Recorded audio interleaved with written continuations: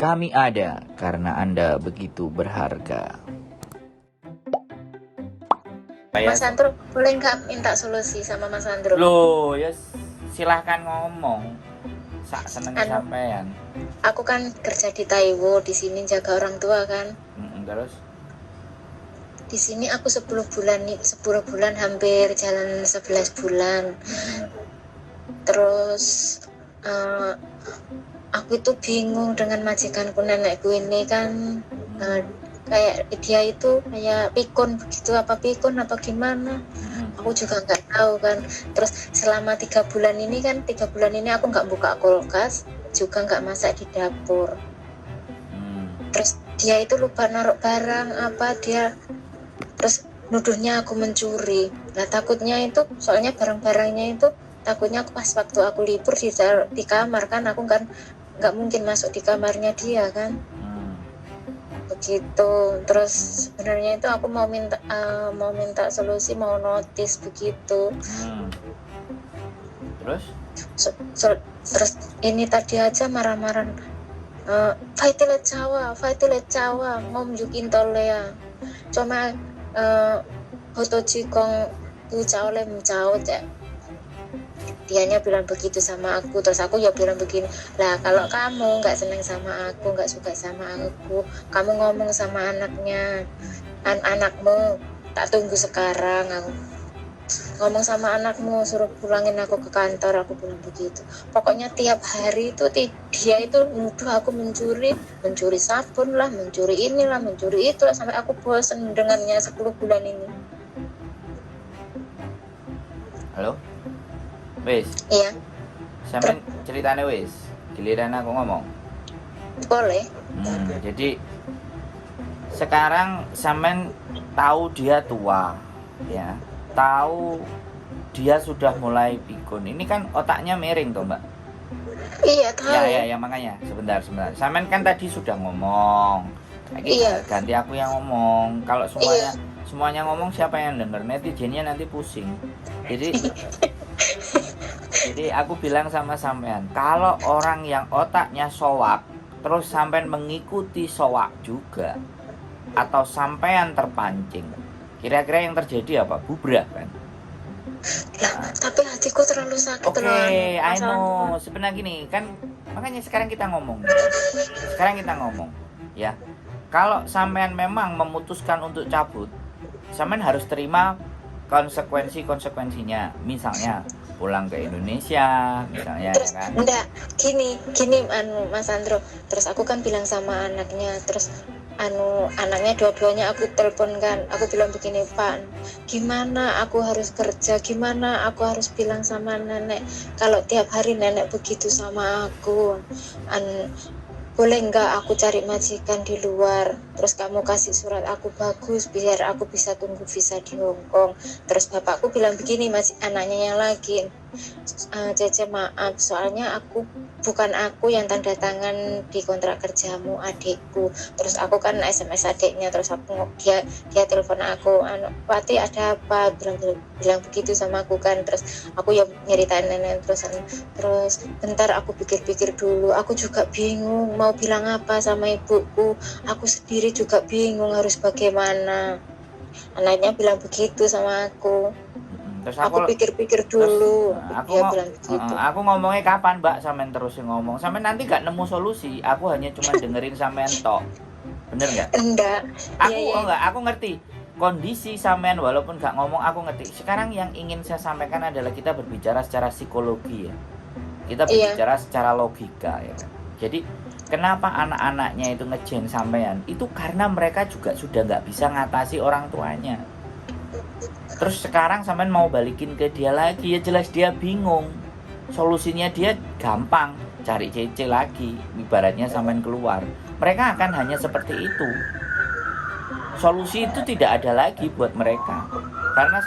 Karena mereka meninggalkan orang tuanya untuk tidak merawat atau tidak ada di situ setiap hari, makanya dia mencari pengganti seperti sampean.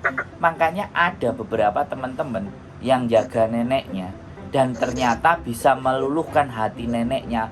Jaluk HP diwehi, bayaran jaluk tambah diwehi, Yang penting kan nggak ngeributin mereka kerja. Sampean nalar nggak dengan logika seperti itu? Masuk akal nggak pikiran sampean dengan seperti itu? Kalau saya ngomong logika, nalar, dan yang terjadi keadaan di sini itu sudah sampean tidak bisa terima lagi. Keputusan terakhir ya silahkan notis. Tapi selama sampean dinaikkan, diturunkan, dinaikkan, diturunkan, bahwa memang psikologi orang pikun ini masih belum parah, Mbak. Dia marah-marah nuduh tiap hari. Yang lebih parah itu kalau tai itu dimainin sama dirinya sendiri, bahkan dimakan. Itu terjadi, Mbak. Dan aku diceritani, dan aku moto videonya aku duwe. Jadi tingkat kepikunan itu sudah begitu luar biasa. Sekarang kalau saya kasih pertimbangan, nanti sampean sendiri yang memutuskan antara notis dan bertahan. Jadi gini, kalau sampean sekali lagi bisa menyeimbangkan, ya, dan tidak ada sekali lagi ada beban di Indonesia yang harus ditanggung ibaratnya. Berarti sampean kuat-kuatan nang hati, keras di hati. Dia ngomong apa gak direken. Pokoknya njaluk apa iya, kowe ngongkon apa iya tak lakoni, ngene wis wong anjene aku urip karo wong petuk gitu loh. Wong uteke miring. Lah nek aku melok miring berarti aku padha karo mbahku. Itu kalau sampean mau mengambil jalan lanjut. Tapi kalau sampean mau ngambil notis karena hati sampean yang keras, karena sampean tidak benar-benar bisa memahami bahwa itu tuh orang pikun. Orang pikun itu sel otaknya itu sudah banyak yang mati.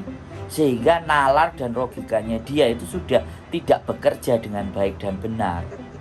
Nah, ketika sampean bisa memahami yaitu ya iyalah aku dituduh nyolong, sabun dituduh ndelikno, panganan nang kulkas entek ya jerene ijik. Ini kan orang-orang yang sudah abnormal, sudah melenceng dari jalurnya. Lah apakah sampean akan mengikuti melenceng jalurnya atau justru sampean akan keluar dari jalur itu kan kembali ke sampean. Nah wis, sekarang dua hal itu nggak perlu dibahas antara sampean mau notice atau interminate. Sekarang pilihannya sampean kemana, baru bisa kita bahas lagi. Nek pilihannya notice baru kita bahas. Nek pilihannya lanjut berarti yang itu harus menebalkan telinga. Nah saiki sampean piye? Ben enak ngono lho ngomong. Arahnya kita nanti jelas gitu. Piye menurut sampean? Ya maksudku gini, Mas Andro, maksudku aku bertahan sampai Lebaran ini. Kan aku udah rencana kan. Siap. Rencana dari dulu, maksudku itu ya, maksudnya aku kasih notis biar dia hidup sendiri. Gimana maksudnya itu, soalnya kalau ada pembantu kan begitu. Terus bapakku bilang begini, kalau nenek marah-marah kamu tinggal aja, nggak usah kamu dengerin, nggak usah kamu ladenin. Dia ya begitu, sama aku juga begitu, anaknya juga begitu sama aku. Terus sakitnya hatiku itu selalu dituduh, padahal aku itu sudah nggak masak aku di kamar, aku beli telur aja aku taruh di kamar, aku beli beras aku taruh di kamar, pokoknya semua itu ibaratnya kamarku itu kayak kos-kosan ibaratnya itu. Wes, ini ngomongnya ganti aja. Jadi ya memang iya ya, wong anake dhewe wis ngono nang mboke, ya kan. Jadi semuanya kembali tinggal kesamaan saja. Jadi tidak ada keputusan itu sebenarnya di saya. Saya itu cuma memberikan gambaran kalau lanjut begini, kalau enggak begitu. Jadi kalau memang sampean memutuskan, nah begitu kan kemungkinan terburuk kan pasti pulang ke Indonesia, ya. Iya aku tahu. Ibaratnya pulang ke Indonesia sudah dipersiapkan di Indonesia aman beres, dan seandainya sampean mau balik lagi, yuk kita ngobrol di kantor. Mau prosesnya bagaimana? Mau potongan balik lagi, potongan yang gede apa potongan yang rendah, atau seperti apa? Nanti biar pulang ditenangkan dulu pikirannya, balik lagi. Karena nanti dengan anak baru lagi yang masuk ke situ itu akan hal yang sama, pasti tidak akan berubah.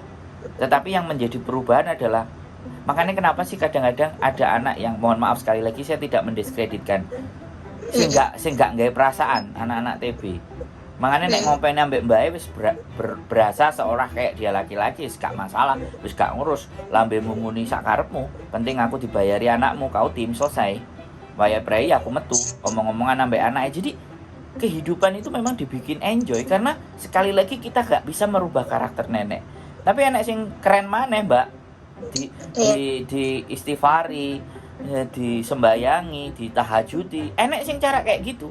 Jadi semuanya semuanya Aku macam-macam. pernah begitu Mas Andro. Iya. Jadi semuanya kembalikan bahwa yang maha melunakkan dan menaklukkan hati manusia itu ya sang raja manusia. Lah kalau sampean bisa mempercayai secara spiritual itu ya sampean tinggal lakukan. Dan sekali lagi ketika karo Gusti Allah langsung didepno, dikai sing langsung sak panjaluke sampean pasti bahagia. Gak enek, semuanya mesti by proses.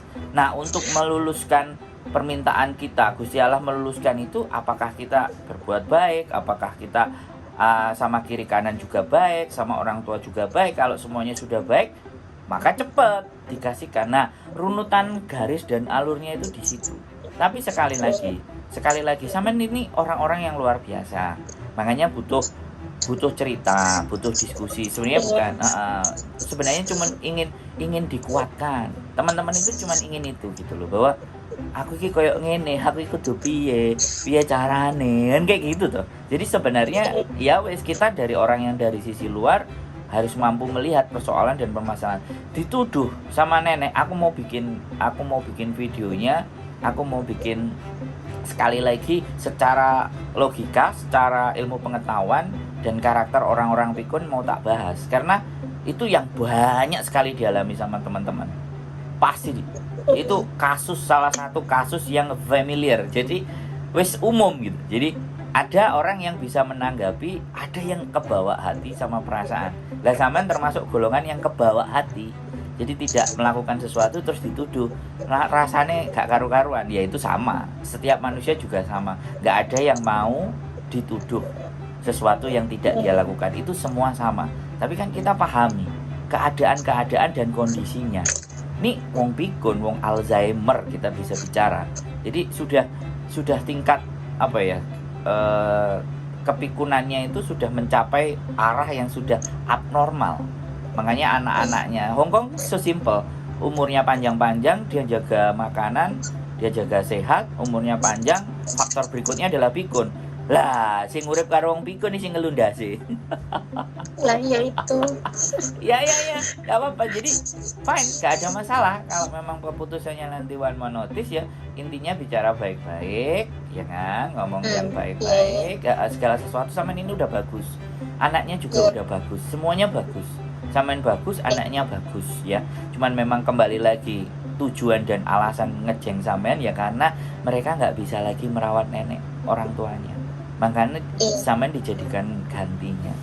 Ya, diberikan sabar yang kuat, ikhlas yang besar, segala sesuatu itu pasti nek sampean sabar dan ikhlas itu hasilnya, buahnya itu manis, Mbak. Cuman kadang-kadang enek sing tahan ambek sing enggak. Nah, itu dari saya. Kembali lagi sama sampean. Kira-kira aku kudu piye lagi? Sudah ada yang mau ditanyakan lagi? Nek menurutku sih seperti itu. Iya, makasih Mas Andro. Nek lego. Jadi mohon maaf tadi belum bisa angkat karena ya bojoku yang gawe konten, aku ya juga di toilet, aku nunggu dia selesai baru nelfon sama. Nah, tak kira kan nomornya Miss Yuni. Ya, kalau dia di telepon mesti bunyinya tutut. Nah, kayak gitu karena nada tunggu. Jadi gitu. Iya. Ya, nanti kalau ada sesuatu lagi yang berat, yang susah, boleh sharing, boleh ngobrol, boleh cerita. Tapi yang jelas pasti naiknya ke YouTube, Mbak. Oke. Iya, ya nggak apa-apa. Oke, makasih Mas Andro. Ya, sehat selalu, Mbak. Semangat. Yo, waalaikumsalam.